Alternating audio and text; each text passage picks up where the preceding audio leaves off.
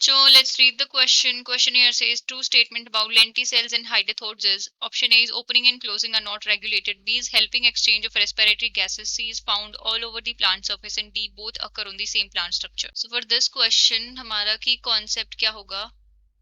That is having the knowledge of lenticels and hydrothodes. Lenticels and hydrothodes. पहले हम इनके बारे में देखेंगे ये क्या होते हैं. Hydrothodes. So सबसे पहले talking about lenticels. Lenticels क्या होते हैं? These are lens shaped openings. Lens shaped openings.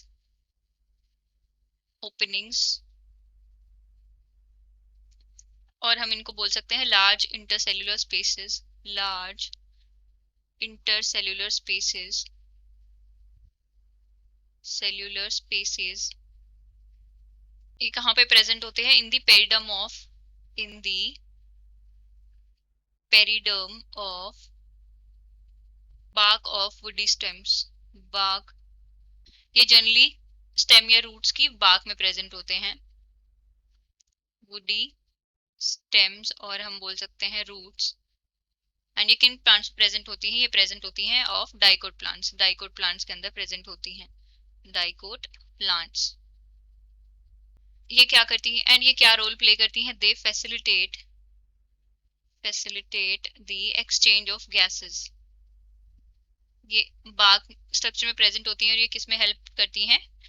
Gases के एक्सचेंज में हेल्प करती हैं. Exchange of gases in the plants. अब दूसरा हमें दिया गया है हाइड्रोथोड्स.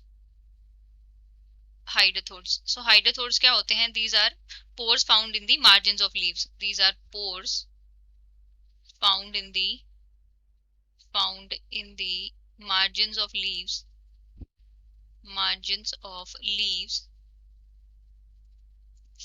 In angiosperms. जनरली angiosperms के अंदर प्रेजेंट होती हैं angiosperms. एंड ये किस लिए रिस्पॉन्सिबल होती हैं? They exude excess of water. excess of water from the leaf margin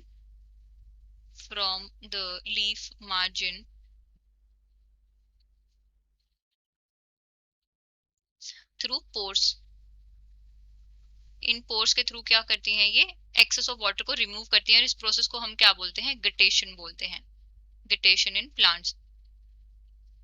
and ये क्या करती हैं? दे maintain the xylem pressure in the plant.